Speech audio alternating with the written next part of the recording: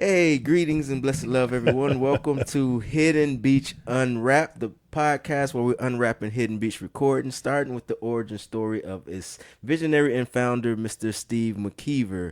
We're here to get some insights, some stories, some memories of the journey of Hidden Beach. Again, starting with the founder, which is Mr. McKeever to my left.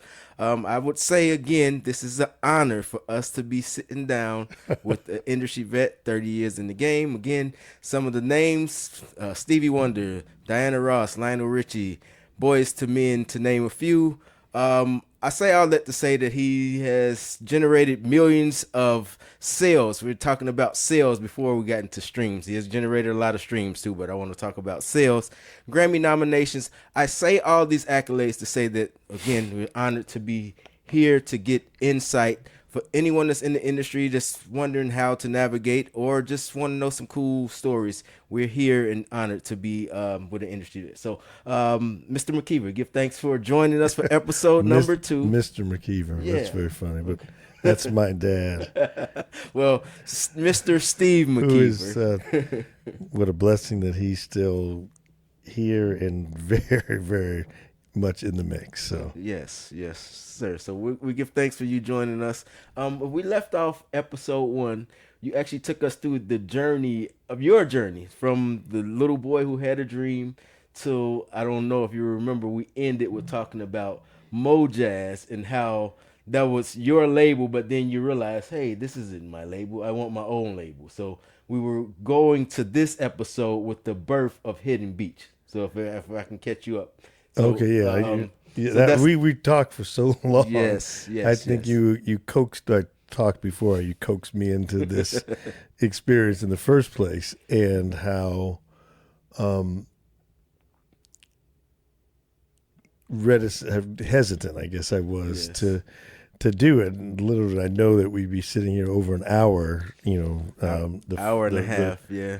the first time. So I don't remember everything we even talked about, and I haven't seen it yet. But So that's why I wanted to catch you up. You told us we would hold the birth of Hidden Beach itself for episode number 2 because you had brought us up until Mojazz doing good. Someone offered you to buy well, Mojazz, and then you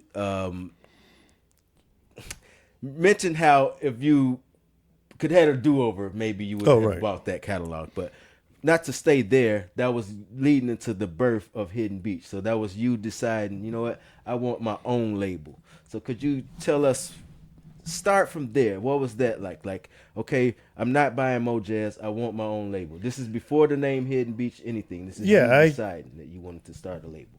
I was still or I was really leaving Motown at that time, and thought, wow, I could do this. I think I may have told, I don't remember, the story how I was going to have my own label Yes. with And you came off big of managers. vacation. Yeah, and it came yeah, exactly. okay. So I did. So I went into that. I came off vacation. That's where we left, actually. That's where we left off. Oh, okay. Well, that whole thing was gone when I came back. It's actually my honeymoon, which I was cut off, completely at that time, and I didn't know actually what I was going to do at that moment. I was really, when I found out that deal that I had, which was I mean, double the money I was been making at the time, huge autonomy, everything else, and that was ripped away. I was in escrow, or no, I was actually done with this. It a mortgage that I just done. Just I took closed on my house that I'm in now for. Actually, it was before that. Actually, went down before that, but I was like, "Oops, I can." I hadn't moved. That's what it was. I hadn't moved in yet, and I could get out of it, or getting that. It was already a good deal that have that I could not have the weight of a new mortgage on me, which was a lot bigger than the place that I was living before. And I was scared and nervous and like, what do I do? Because I this bird in hand that I had that was really secure. And It's funny you say that. I didn't mean to cut you short, but my dad has always told me a bird in the hand beats two in the bush. So when you say you had feel like you had a bird in the hand, it was a complete bird in the hand. That's the way I use that analogy from. I was a little bit panicked actually, and just not running around and screaming. And I also didn't want to go out and get a job. I had offers for that to go work at labels or go do that for someone else, and it was a moment, of not knowing what's next and how's this all gonna, play out. So how does it start to formulate? I mean, I love where you're going because we're talking probably to a lot of entrepreneurs out there who come across these times that you just referencing and you witnessing, paying witness to now, where it's almost like a crossroad. What do I do right now? And a lot of people fold out of fear of the unknown. And so, what was that feeling for you that pushed you to say, I'm not gonna let fear get the best of me. I'm going to conquer this fear, whatever I'm feeling. It's easy to talk about how fearless I was about something because I didn't have children. I had enough money to, saved up at least that moment that I was not going to, I could pay the mortgage, at least for a little bit, little time was of a cushion.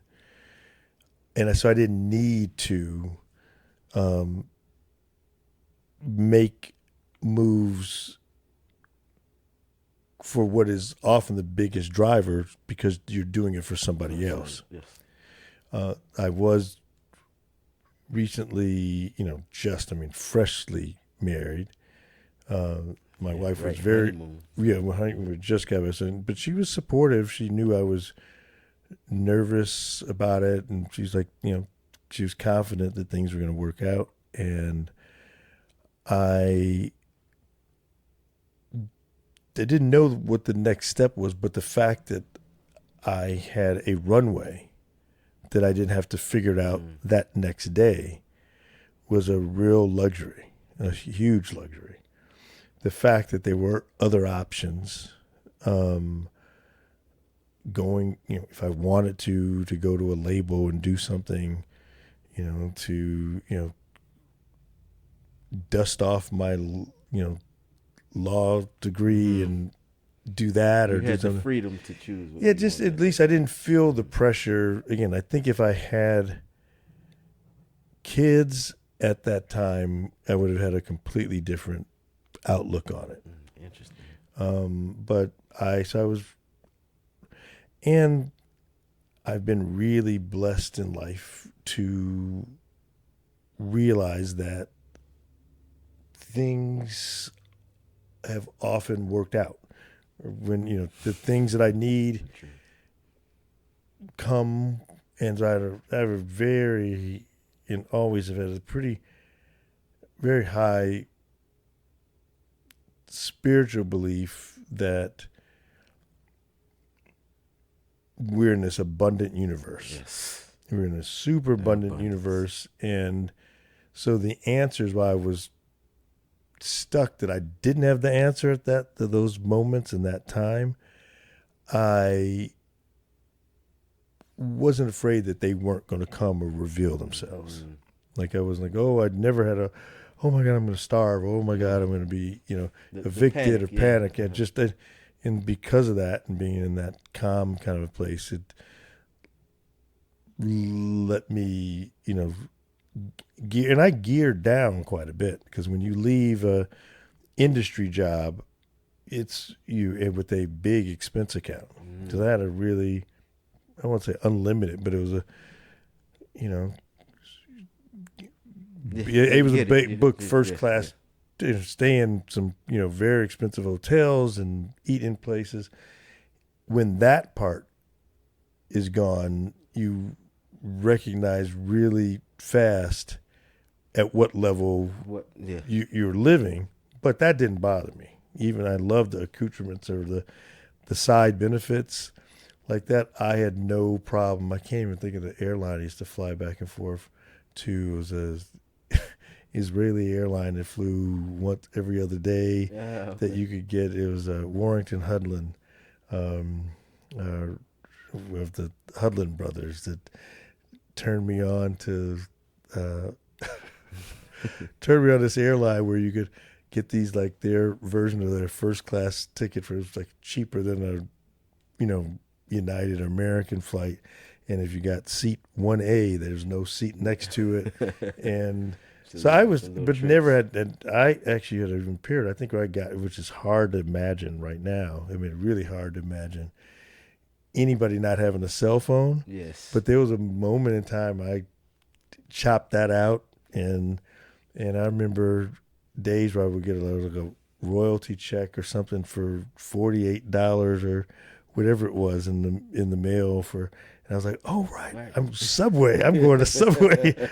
I'm going to Subway today, which is, I think, only our local fast food place at the time. Mm-hmm. And, yeah, but it wasn't like, oh, I'm down. Oh, I don't have, I was living in a very nice place and beautiful, So what surroundings. was that first moment where you started to feel like I got momentum? I got real momentum to accomplish this thing of starting my own label. I didn't. I fell into a couple consulting-ish type of scenarios, which was helpful. I connected with Ramsey Lewis, who was and the partners behind him, who were. I helped him solve a situation with the label that he was dealing with, or he was trying to start, and had run into some real roadblocks. And through that, I was helpful in putting together the beginning of a show called Legends of Jazz that was syndicated in about 80 markets. And even helped encourage Ramsey to go on the air at WNUA in Chicago. No. And history, because I started Clear Channel with Ramsey. Oh, really? Oh, wow. I used to do jazz at the Shed Tuesday nights. We used to do this event where he used to do it at the Shed Aquarium. Jazz. Oh, wow. Yeah. Where Ramsey took that gig. He started with the syndicated show, which he loved doing, which is a traditional jazz show. And then he got the opportunity to do the morning jock, but he called me and he said, I can't do this. He was really infuriated. As an executive inside the mix there, they were playing at the time at Smooth Jazz Radio. I would say, I used to think it was a euphemism for white jazz almost. And black jazz, a lot of the pioneers, the George Dukes or Ramsey Lewis, Grover Washington Jr., Ramsey himself, all didn't get played on those stations. And so it wasn't considered smooth jazz. With that, I don't know what they just didn't. So he called me and he said that and he was ready to quit after it must have been a week or the first week. And the one key person there had not heard Kinda Blue, the Miles Davis famous record. If anybody out there hasn't heard that, that's a great staple, one of the best albums ever made, and one take album, which is just incredible. But hadn't heard Sun Goddess, his album that he did in Earth, Wind and Fire's band came from Ramsey Lewis band, yeah. And so the team hadn't heard. So Maurice White was. Yeah, exactly. Maurice White was his drummer. Oh. Okay. And they hadn't heard George Duke. They had never heard Joe Sample. They hadn't heard Grover Washington or George Benson's instrumental stuff. George Benson was new to the pop, but never heard Breezin', like the George Breeze classic record. And he's like, I can't be at a. He was like, it was crazy. Any rate, They that don't represent him, our culture. yeah, he was really upset, and he's like, but him being upset led to him being able to play 30% or whatever, some significance of his songs during his show. And when he started doing that and just playing great, like his Sun Goddess song, or his, and he play these, Reason by Joe, all the same ones that weren't on the playlist. Ratings went, I can't remember what number, it was low. It was a low rated show. It went to number one in the market. And he won R&R Radio and Records magazine. He won, I think, like 4 years. He won Morning Jock. Again, I don't hold me to the statistics how many times he won, but it was, obviously he had a great personality. He was able to do this, but he was just playing what people wanted to hear and introducing people to taste. And that was sort of the time when, to me, taste started really going away. Used to be programmers were local people in each market and conglomerate. You mentioned the Clear Channel, one of the, virtually, vertically organized stations where there'd be a programmer who was pretty much programming for the country. And his success there, to me, proved somebody with a pulse and living in places. This is before things were syndicated. Before it was the social media influencer. Yeah. That was a real influence. That's true. And so anyway, doing that type of stuff gave me things I was doing as I knew I didn't know what to do about starting a record company and starting a label or doing something. And I knew that was always what I wanted to do, but I wasn't. I actually composed the soundtrack and scored a movie of a friend who was a young filmmaker, inspiring filmmaker. I did the whole score to this, young thing. And so there was a period of where I was literally sitting, writing the music and doing the, composing. And I was probably focused on that for a few weeks or something. And so the idea of how I was going to get the label started. And then I started a production company called Good Music. Do some research. Yeah, no, it's funny. It was, I think that's why the Kanye label was GOO, G.O.D. Getting Out Our Dreams or something like that. It's his, because I had good music. My phone number was that, everything else, and it was the same principles. At that point, I wanted to do the same principles of what Hidden Beach is about, and even the same thing as Mojazz, just the best artist. I had an artist there. The artist I had signed to Good Music was this artist Peter Black, who we eventually put a record out with at Hidden Beach. Yeah. And I thought Peter was still is one of the best unknown singer-songwriter producers. Yes. Yeah. The album, yes. I mean, yes. I mean, the songwriting, the musicality. It's undiscovered. It's one of those songs you ought to know. Yeah. That's what I was trying to think of. Yeah. No, very much so. And I'm looking for the album on the wall across from us right now. There it is. Peter Black, Neverwhere. He played every instrument. He recorded all. He was a Prince type of. I did not know that. Oh, everything on that album is him. Wow. Background parts, the bass, the drum, guitar, horn parts.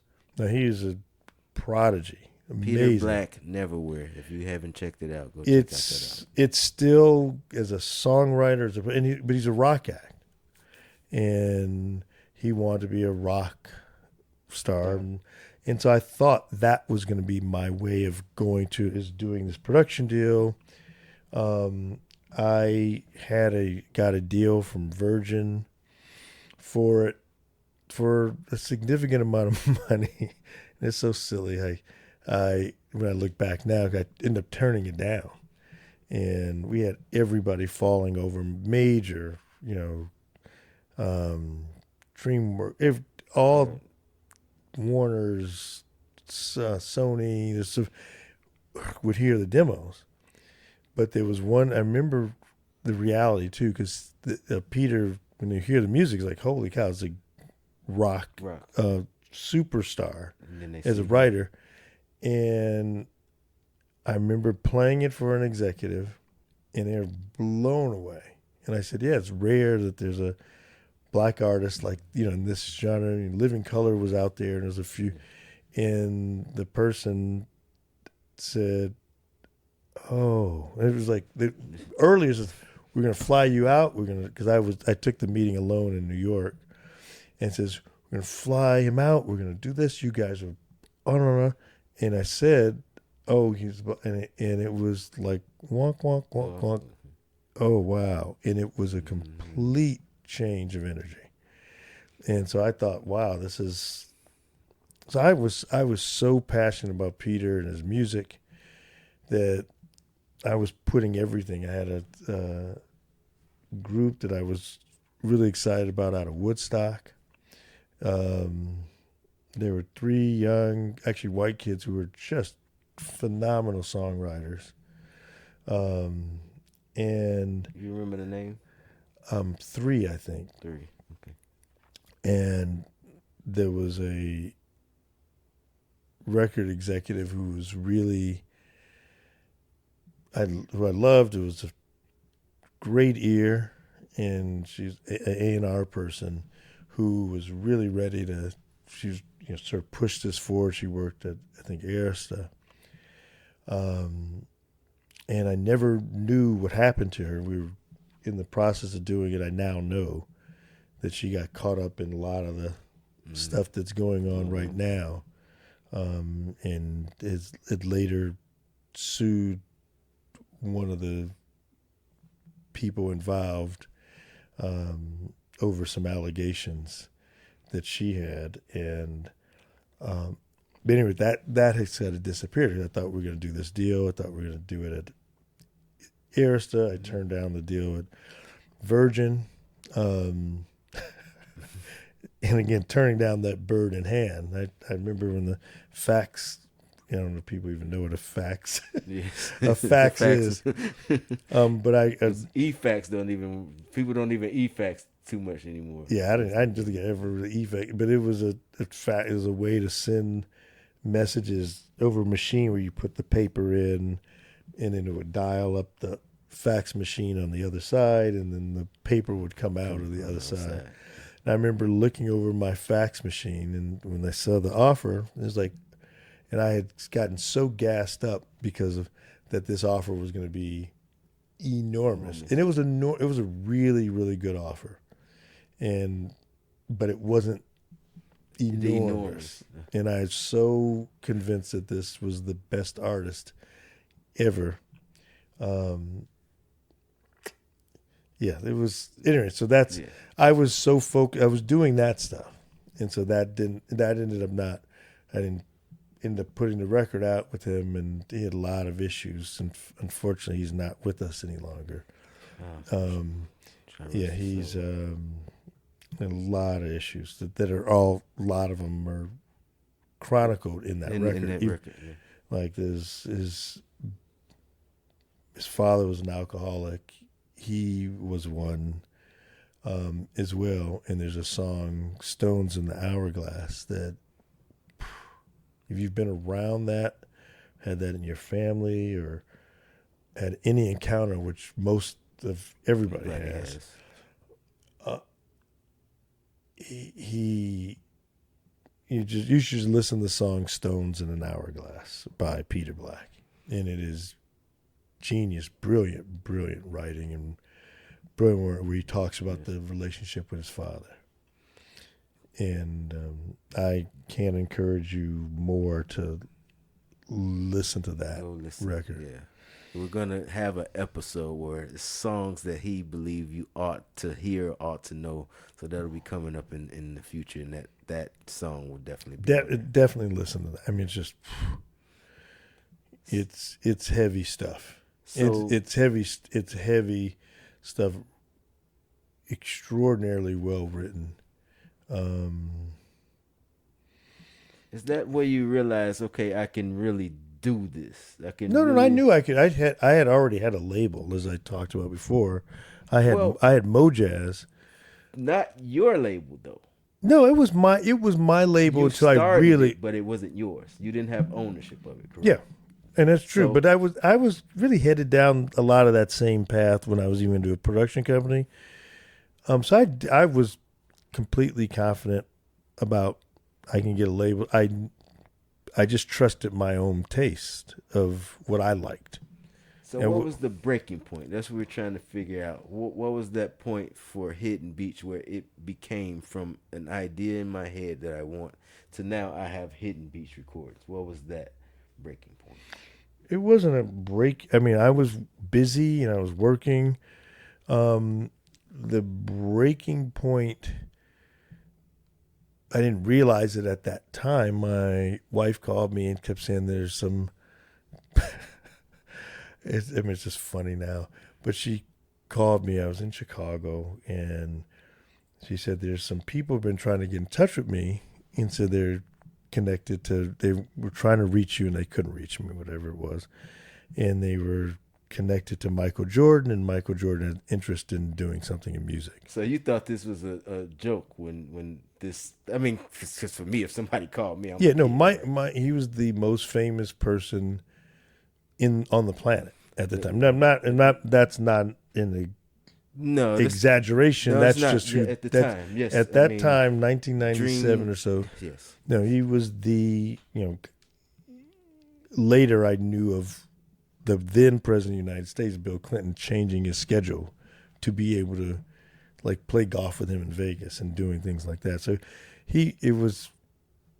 she said there was, but I thought there was somebody that that she went to business school with. So you did think it was legit. You didn't. I thought it was her, a friend. I still was like, yeah. I didn't, and they wanted to talk to me. I finally talked to these guys. It was Charles Whitfield and Ron Wilson, who called, or I talked to them, and they're like, we're friends or associates with Michael, and he wants to get into music. They really, we're fans of the work that I've been doing and knew about, and we're to cite a lot of the Mojazz and some of the other stuff. And I said, yeah, okay, we hit it off over the phone. It's funny, if Ron did all, I think the idea came of reaching me came from Charles. Oh, okay. But the spokesperson, the person who talked is what I didn't later find out that Charles worked had been working at a local record store in Greensboro, North Carolina, and had a relationship with Michael because his brother Fred was the best friends with him, and so he knew him sort of coming up. And Ron was the glib kind of salesperson who was doing the pitch. Anyway, they ended up flying out. I set up a time that they can fly out and see me. And Charles is now in the Music Hall of Fame in North Carolina, funny enough. Had a little briefcase and everything else, but he was also, Charles now is probably safe to say he's over 50 years old, I'm guessing. I've thrown out his age. I don't know exactly, But he looks like he's a teenager. yeah, Yeah. he looks so Yeah. insane. He always did. He's looks so insanely Young. so insanely young. Then when I saw him and they came to my house for the meeting, it was like on a weekend or something like that. They'd flown out for this purpose. I remember thinking like, this is you know I This is knew the this Michael weren't just Jordan business representative. representatives. And if they came and he had a little in Charles had a little briefcase, and in the briefcase he had a picture of this like Newsweek magazine, and it was a Newsweek article or Newsweek or Time, and it had a picture of his brother and Michael in the article to show that It's real. this is real. Any rate, we were down in the little kind of studio setup I had in my basement, and Charles knew my history huge. He knew about impromptu, and he knew about albums that were, I think, well received, but they weren't huge. Huge. And he knew about. And he had this knowledge. He was like me. He reminded me of myself who just read every credit, just had done so much Homework. research, and knew it really well. I hit it off with him, and Ron. I really liked. I hit it off with them. It was like, oh wow! I let it go. The whole concept of this is going to be the Michael thing, but it was like, oh, I thought it's good relationship. Never people were fans, and they were, it was really fun. We ended up playing I ended up playing music, and they were in. Charles was especially interested in outtakes. He was a real big fan of Norman Brown, and that's how he found my name, because that was the first artist I had at Mojazz, and he had a executive producer credit on the first album, and he saw that, and he kept seeing my name consistently on stuff that he liked. And so we're going. I'm playing him things that didn't make the record, or things that were on, and versions of it, or before the mixes or whatever. And we spent a lot of time. We went out to lunch or think or something. We spent a lot of time. It was like great day. And then I think I got a call, or I can't remember. They called back at some point, like, Michael loves the idea or wants to talk. You put it down in writing of what your of course I can. concept. Oh no, I had never written a business plan in my life. I had written memos out about new businesses, but the quote business plan for Mojazz was about a 5 or 6, maybe 7 page memo, laying it out for my boss, Gerald Busby. It wasn't a business plan. It was like, this is what it is. It was, I guess, a business plan, and I laid that out like that, and it was boom. And when you're inside a company, here's how much money you're going to get. This is what you're going to be. It wasn't like doing as an entrepreneur, starting it from scratch and all the other aspects. And so their instruction was, this could maybe work. Write out your ideas, lay it out, and it was going to be the next step. So anyway, I stopped almost everything I was doing at that point and thought, I turned that into a full-time job. It makes sense, because you now kind of have funding. Because I think starting with any business, funding is. I didn't even know what that was going to lead to, but I knew that I had to put in writing the concept. I had a real clear concept of what was needed in the marketplace. I think I talked about it when we were sitting down before, in this place that that I thought was going to be like I envisioned the record business to be when I was a kid. And I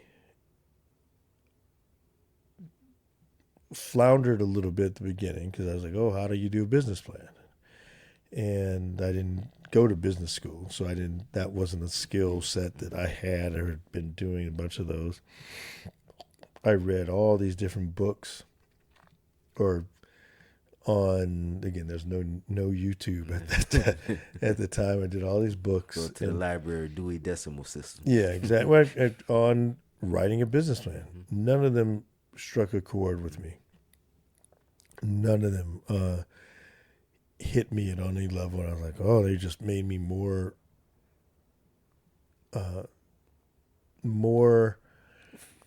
confused of how do I get started translating this very ethereal, very esoteric idea into a business thing. And it wasn't until I don't know how I found it either. I don't know how. There's a lot of books that have come into my life that have changed it, and that I don't know where I got them from. And I may have bought it myself when I was collecting a lot of, materials. But it was a book called Growing a Business by Paul Hawken, and I've recommended this book 1,000 times. And Paul Hawken, who started Erewhon Foods, and he also had Smith and Hawken, like a furniture and hardware kind of stuff, had written this book, and apparently had a PBS series called "Start Growing a Business" or something. And I had never seen the PBS, but I read the book. And on page 99 of this book, and I loved the book, I still do, had a completely different outlook on what do you do to start a business. And it was mostly about the spirit of the business. And starting out at the very beginning of any business, like he had a whole section about stealing software and how you can get software so cheap, and there's black markets for it and this. So, but you don't want to start your soul of your business on theft and and just infusing and cutting corners at the very beginning. And you don't want this business that you're growing. He almost talked about like a living entity. And to me, because you're creating a bad habit to start with. Yeah, I mean, there's 50,000 reasons, or you can go to jail, Right. But he said those aren't the reasons. And in this book, on page 99 of the paperback book, he wrote how resume businesses were growing really in big popularity. And he said that because of the resume businesses, that resumes as a whole got better. He said that resumes used to look very different. Mm-hmm. Different color papers, different color fonts, even different lengths, etc. And he said, but when the resume services came in, the mean of the quality of the resume went up. So it went up dramatically. Mm-hmm. All resumes got better. It's like having ChatGPT now. So everything got better. He said, but they all started looking the same. He said the same thing was the case with business plans. There's now all these guides that were actually software to help you write a business plan and things like that. He said the mean of the average business plan got a lot better, but they all looked the same. He said, so because of that, he said, I think what you should do to write a business plan was write a long letter to somebody you really respect, you think is very smart, but may not know about your business. And write that person a letter. He said, write what you know, what your vision is, and be very clear about what you don't know. Things that you are completely blind about that you may need help in. And that's all it took to me, reading that page in that book, in this book generally, unleashed 30 days of me writing the Hidden Beach business plan. And I worked on it. I won't say twice slept, but I worked 24/7. Stevie Wonder's assistant at the time, who become my assistant later, Chrysanthemum James. I was able to hire her to just literally dictate. There's no no Siri. I typed like 15 words a minute at that point, maybe 14. And we would sit on my deck and I would pace and just spew out everything I ever want to do in the business and all my theories and this. And at least I had something, the pages and pages to start with. And I worked on it every day. And there was a mentor of mine who's now passed away, which is Jeff Sidney, who's a boss of mine at Polygram, who I didn't know how to do Excel and spreadsheets and the business part. He gave me a template of a record company, what they were using, what they were using, how to, royalty, and it had a lot of the calculations in it. And then he taught me how to do Excel, which I hadn't used, and it was like a brand new program, but I wasn't working a regular job, so I spent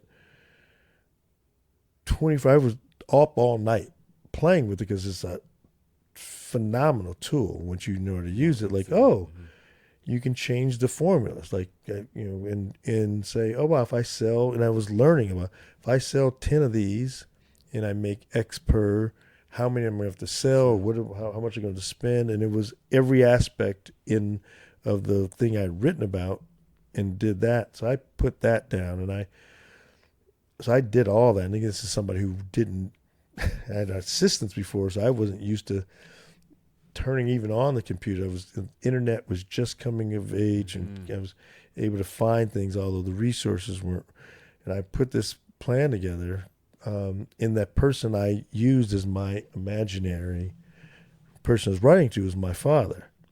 Super smart, honorable beyond measure, and knew nothing about my business, and was perplexed by it. He's an accountant and also a lawyer, I think I talked about before. So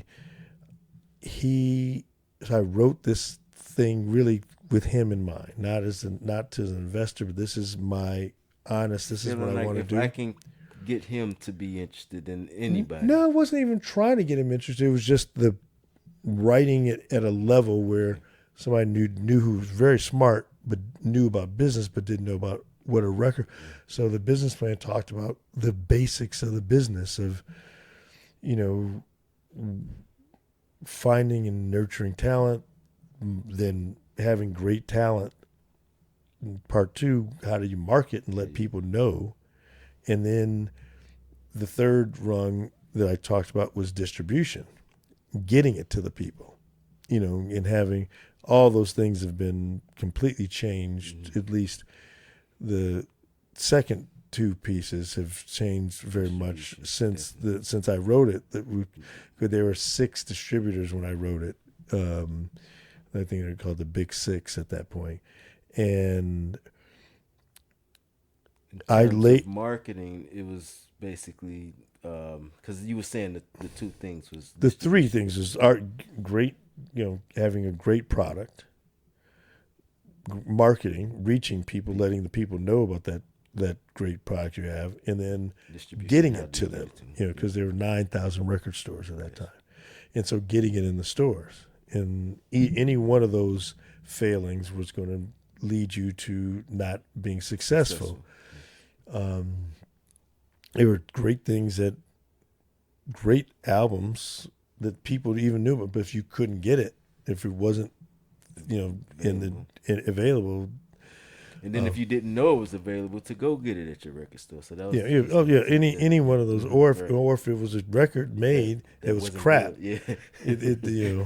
There are records that apparently I won't mention any names, but that shipped. They talked about shipped gold and came back platinum. The certified, and with so many records would come back that. But anyway, so that's where I was.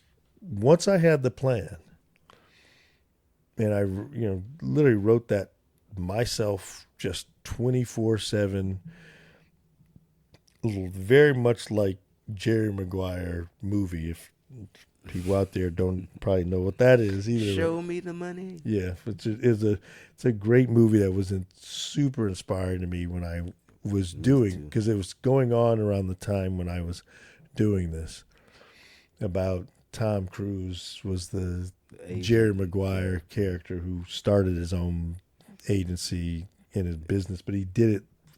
He left an agency and to start his own with nothing. Like literally, he just left with a dream, and then he asked, "Who's coming with me?" And Yeah, luckily he got one to come along with him. But yeah, he had a dream and believed in himself. Is the point. and that's exactly how this. I mean, it was so close to identical to that. What it felt like is he also wrote this manifesto in Jerry Maguire, and it was just like the thing I had just written. I was like, "Whoo, how crazy is that?" And so I was inspired by things I was finding inspiration, like that Jerry Maguire movie, because I didn't know this is how companies were done or not done, and I had it, and my attitude then was, whether Mike, even though I wrote it with that as an initial point, I was going to do it. Whether I was, once I had it written, I was like, "Oh, I'm doing this." Because I'm pretty sure by that time, as you writing it, you start. Oh no, I was like, this needs to happen. This needs to happen in the marketplace, and there's a place for this. There's a need for this. So it was. I was thankful that was the spark that got me to write it, to finally stop, because it literally was a full-time, more than a full-time job, more than 8 hours a day, 15 hours a day, 16 hours a day endeavor for 30 days in a row straight. Get it. No chat GPT and you writing 15 words. What is it? Yeah, I wouldn't know. I luckily I had I was able to dictate a lot of it, and I was but I was still only typing maybe 14, 15 words a minute, which is horrible. I'm a little better than that now, so I had this unbelievable. So you got the plan, and regardless to who's on board, I know I'm on to something. But And Charles, funny enough, who I was giving assignments. He'd never been on the internet before. He had never seen Billboard. He worked in a record store. I think he was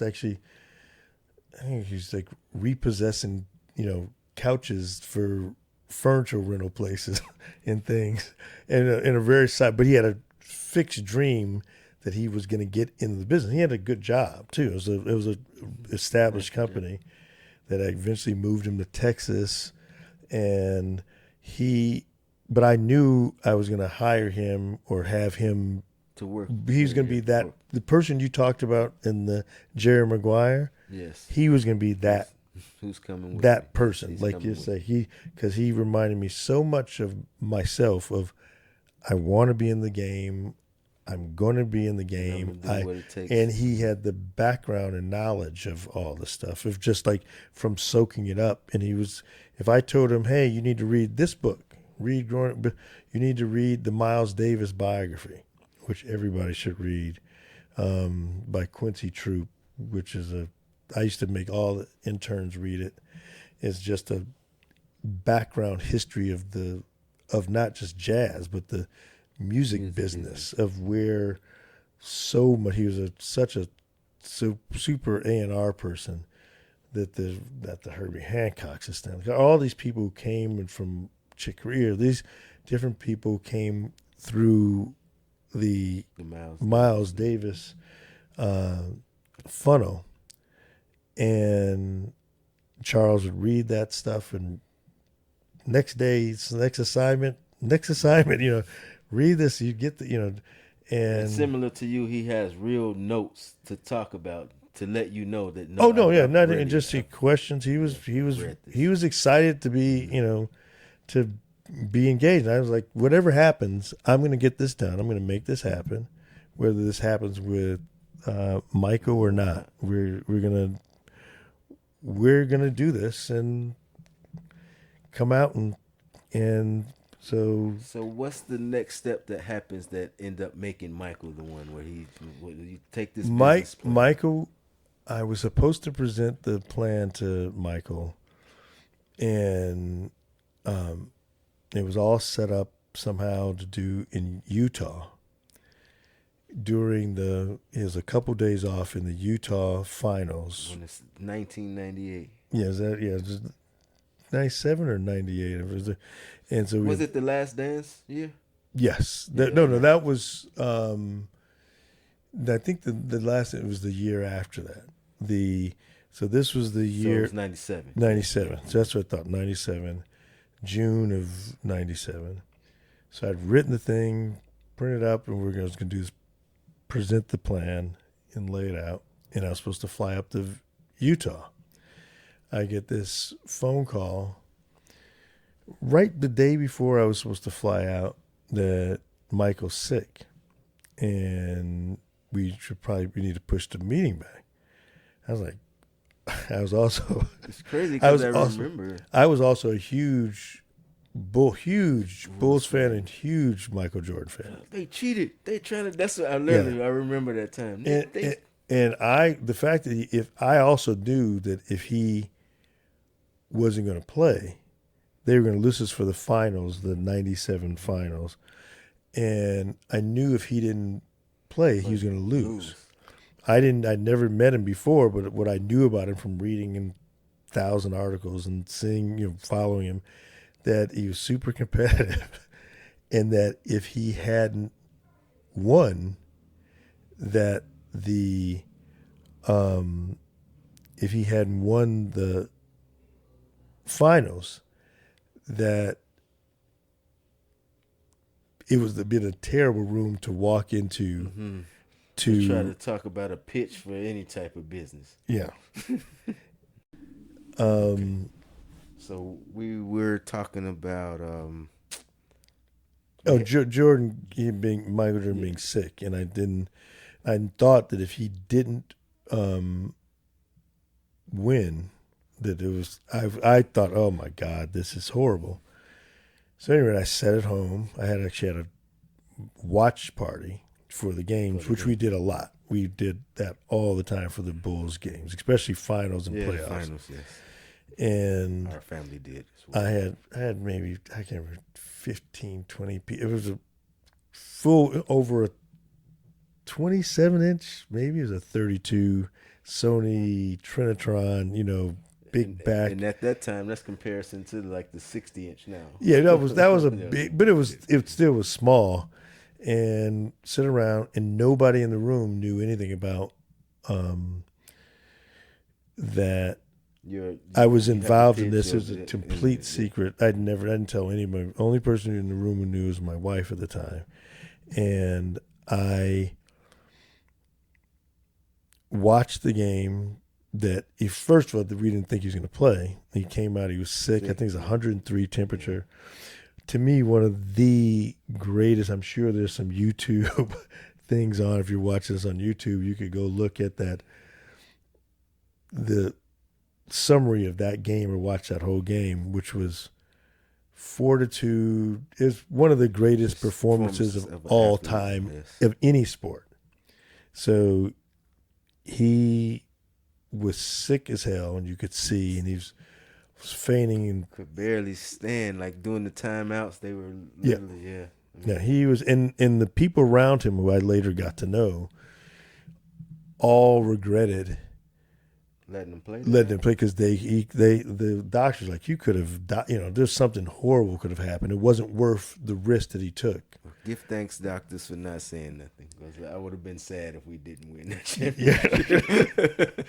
And so when he hit the final shot at the buzzer, it wasn't just me cheering for the Bulls. It was cheering for this dream that I was so. Yes. And I'm jumping at one friend of mine, one of my best, really close friends, who couldn't stand Jordan and couldn't stand the Bulls, and he's at my house cheering against. And I must have jumped like he did on that famous. I think that was The Cleveland. Cleveland. I did that. I jumped. It's so funny how well you know this. I jumped around that. People were like, "Damn," they won. It was great, but not like I. And that was on that. That was also when this was on national TV. I think pretty sure it was A NBC. young kid from Chicago. I'm watching it, so yeah. Yeah. So I was. Oh my God. So anyway, we set up the next meeting was in Greensboro after where the first time I was going to actually meet him and have the conversation. And Charles and Fred set that up. And I go down to Greensboro. My first time in Greensboro. And if you ever have Charles on here, which would be interesting, he'll tell you some funny stories about my impressions of what Greensboro was like. He's like, do they have because I needed equipment. Do they have a Best Buy there? Do they have this? I for some reason I thought it was like a really, In the boom Mayberry RFD kind of a, of a town. I love it now, and I've been there. And as I went down, we had this fantastic meeting and hit it off. And he had listened to a lot of stuff that I'd made at Mojazz. And he was a fan of the Impromptu album. He's a fan of a lot of the material. And then it became time to go to his sort of business team of folks to vet and kick this through. And was sort of the next phase, which happened out here in California. He had a basketball camp in Santa Barbara every year, which is really famous, a youth basketball camp, and he would still going. I don't know if it's still going or not, but it was a really famous camp run by great coaches and other players in Santa Barbara, and he would stay at the Four Seasons and had a big suite there, and we ended up driving up and met a lot of his key, David Falk and St. Portnoy and people who, and those people were managing at the time unbelievably huge portfolios.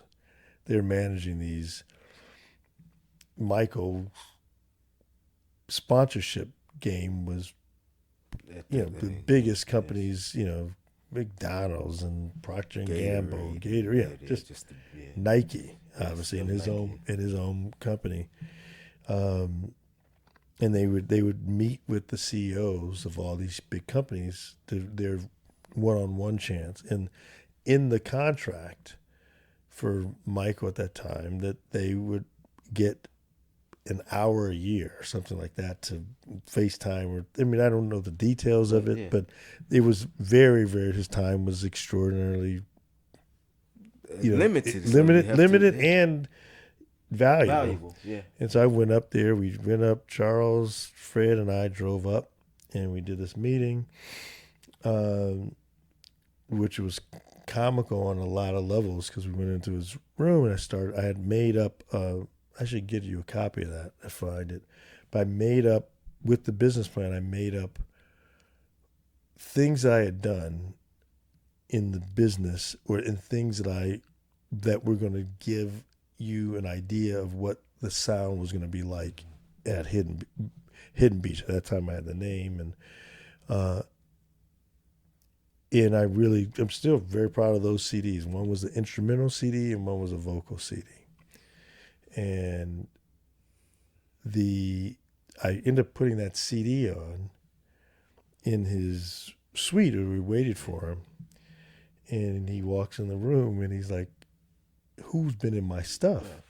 He thought that I was playing things that were in his collection. And I said, no, this is the stuff. So we had a good laugh about that at the very beginning. And we sat down a huge, conference table, and Harvey Gettleson also came up with. He was the accountant at Ernst and Young that had reviewed. They had looked at the business plan and in the entertainment division, and all these people. This business plan was very, very, very unconventional. People were reading and says, "Wow, this is the best business plan I've seen all year," and actually got some little, I don't know if it was an award, but it was told several times. We was like, "Wow, this plan will get funded. This is the best plan I've seen," and it was really just from the heart. It wasn't about. It didn't look like anything that returning to the letter. It was a long letter, basically. It was a very long letter. This is what I want to do. This is my dream. This is the need. And so Harvey came up, and is that one person in the meeting. It was very funny. He was like so used to doing huge deals, and kept saying that he was doing his job to be a defense, of like, who is this guy vetting and. I was just gonna say betting. Vet and being devil's advocate, poking holes in everything. And they kept saying in the meeting, I don't know about the record business, so don't be offended at this question. I don't know about the record business, but boom, boom, boom. And it would be usually like a kind of that wasn't a slap. It was like a hard business question, like, why does this make? And he would say when he would say this, he said, "I don't know anything about the record business except for the Beatles. I don't know anything about the record business except for the Beatles. The only thing I know about the business." Basically, he was trying to be effusive about, or not effusive. He was trying to be diffuse the fact that he was going to ask a tough question, saying, "Look, I don't know about this except for the Beatles." And he kept looking to Harvey in the meeting, and Harvey would say, like, we talked to the numbers part, is like we go through the numbers, and and he would say, "Ask Steve. He prepared all this numbers. He did all this. So come to turn to me." And every time they would look to Harvey, they kept saying, he says, you should ask Steve. As Steve did the plan, we think the plan is fantastic. We support, as I do business with entertainers all the time, and he represented big. I think they were Bill Cosby, and a level of people, and he kept saying, "This is we think it's good," but you asked him about the details. And so at one point in the meeting, one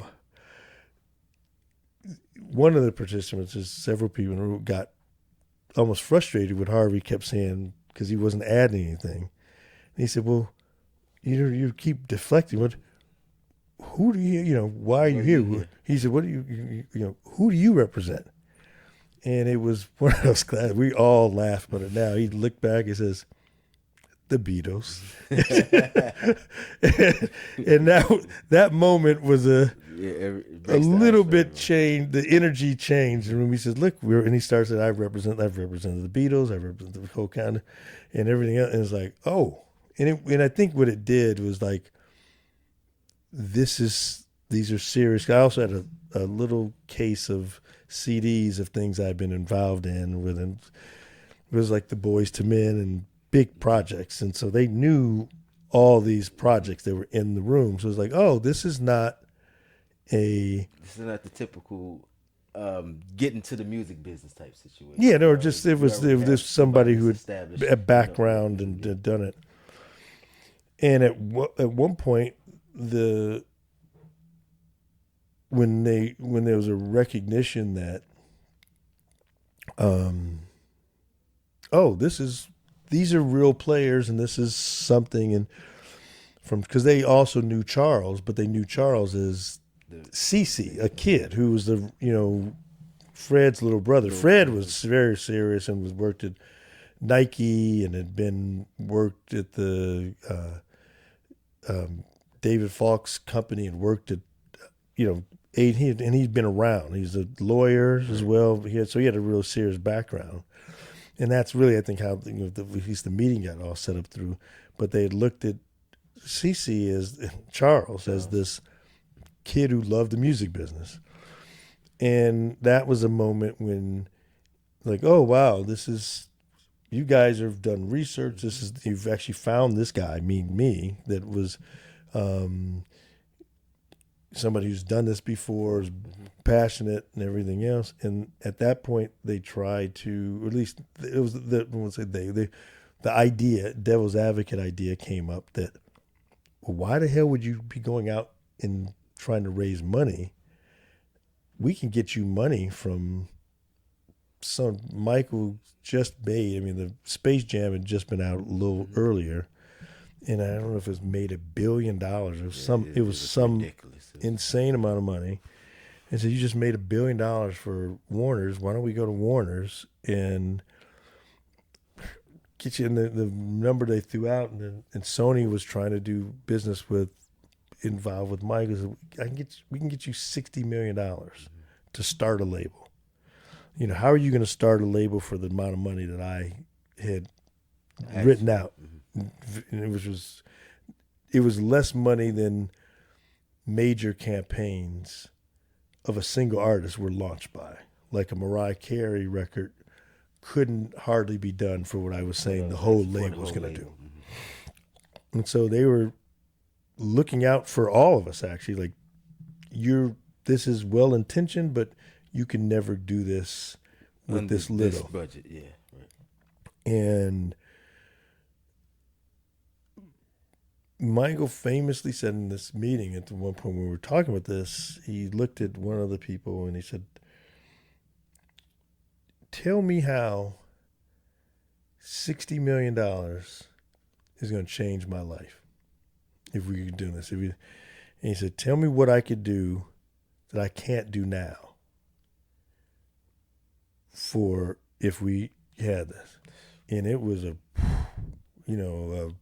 that's a powerful question. That was and nobody had a good answer to it, because at this point he's the living famous guy in the world with unlimited. And then he also went on. He had just done a deal with, I think it was Qualcomm. It was a cell phone company, and he had chosen them over the bigger players because I think he had some equity in it. And he talked about the vision of, if he had known he was going to be MJ, in '84, I think is when he did the Nike deal, how he would have structured things toward ownership. And that was, that was the day and the moment that came in. The reason ended up getting and had other investors, the whole thing again to protect and being checks and balances. Like, look, we don't want to be in this alone in funding this thing, which is clearly going to need a lot more money. That if you could go out and find some other investors, this looks like something that could get on the path. Maybe, still there's no promises, but it was a really good meeting. It was my father who had the advice: don't tell anybody, which I didn't tell a soul, that Michael was involved. It's funny, this may be one of the first times I've ever talked about this. I've asked you, and this is probably the first time. No, but publicly, I ended up lying about it, just to publicly, like in articles, and because one of the things was not about Michael Jordan being an investor at that point. It was just about the music. It was a music, yeah. But he said his advice was, don't tell anybody about this, because if it goes away, you have all this heart poured into this plan. He understood the plan. And you have all this heart poured into this, and but if people want to invest and they hear that Michael may be an investor, if he falls out for any reason, which could be 1,000 reasons he could come out of this, They're gonna, the whole thing is going to be gone. And because if Michael Jordan isn't interested, then why would I be? or no, it's just like if that's what got me into it. And so all the other investors I got some I met on airplanes, some I had relationships with, and I didn't tell any of them that was the lead investor. And in fact, they all had to be vetted through Michael's organization, really intense vetting, to be in a business that was going to be anywhere, associated. In fact, the tie that we actually did was a different name, even created for the holding company. Protection. And if you talk about the, Yes, right. biggest in the. And so anyway, that was that process. And it took, from the legal process and everything else, it took, I want to say almost a year, literally almost a year, to when we actually got funded and moved in and got an office space to open up in Santa Monica. And I didn't have an artist. Didn't have an artist. I didn't have a single artist who had done all this work. You must be a psychic, because we're closing episode number 2, because that's where we're gonna get the artist search. Okay. I'm not joking with y'all. He had no idea that I wanted to close that, but the artist search. How I have I have funding. I have a label. I do want to ask one thing about the name Hidden Beach before we close out this episode. But before we get into the artist search, because I know you was going there, let's save that for episode number 3, where we talk about you have a label. I don't have an artist. What does that search look like? But before we close out, if you can tell us about the name Hidden Beach, how did that come into? Name came from, I wanted to be a place. I wanted to be a place that evoked freedom, exploration, and the ability to have a creative, open. Yeah, freedom, I guess, is the biggest. But just to do what you want, not your creative freedom. Mm-hmm. And I remember talking to a neighbor, Brian Harlow, who's almost not. He's had some issues, and he was sort of getting a start over. Who was almost interning with me, and I was putting this together. And I remember talking to him about, had a bunch of different names, and we happened to be near some water and talking. I said, I've always loved the beach, and he said, what about Hidden Beach as a name? And he said, and I was like, oh, and I remember having that conversation. In fact, I had that before. As a consultant, that's what my consulting company was called, Hidden Beach Consulting, and it just seemed to sort of move in the same reasons behind it. And so when I wrote the plan, I talked about what the Hidden Beach would mean for artists to go to a place where they weren't put into a box, or having the Sting be able to do a jazz, or Stevie Wonder do a jazz record, or this person doing it's very funny, like we had Darius Rucker did his first solo album, which is an R&B album, at Hidden Beach, which was sort of what I talked about at the time of the business plan.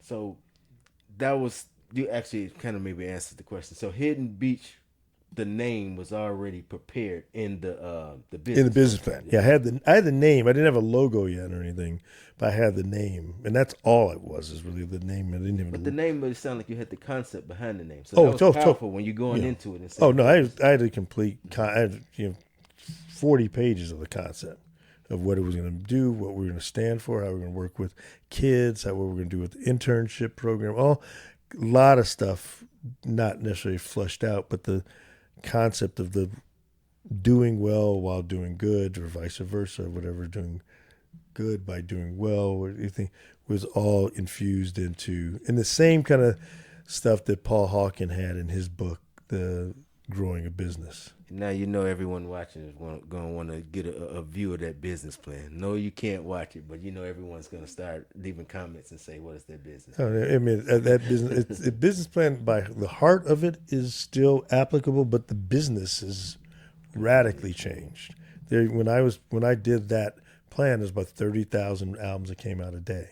Yes. At the time we're doing this taping, there's 100,000 120,000 apparently per day per day that come out of single releases. So that's a whole nother conversation. So this will close out episode number 2. Episode number 2 was about the birth of Hidden Beach, and so we learned about the birth of Hidden Beach. Episode 3, we will learn about the artist process, identifying what artists that we want to sign to be a part of this great journey that we're on. So I give thanks, Mr. McKeever. It was Mr. Steve McKeever, because Mr. McKeever is your dad. Give thanks for you sharing this insight. Everyone that's watching, again, this is episode number 2 of Hidden Beach Unwrapped, the podcast where we're unwrapping the story of Hidden Beach, starting with the origin of its Hidden Beach, starting with the origin of its visionary and founder, Mr. Steve McKeever, to my left. If you're first time watching, we give thanks for you watching. If you're a repeat watcher, you remember that we have told you the last time to leave comments. Subscribe below, but also leave comments, because we want to talk about the things that you want to hear. So this is a podcast really for you to get more insight into the story of Hidden Beach and insight behind this visionary and founder, Mr. Steve McKeever. So subscribe, leave a comment. We'll catch you in episode number 3. Peace.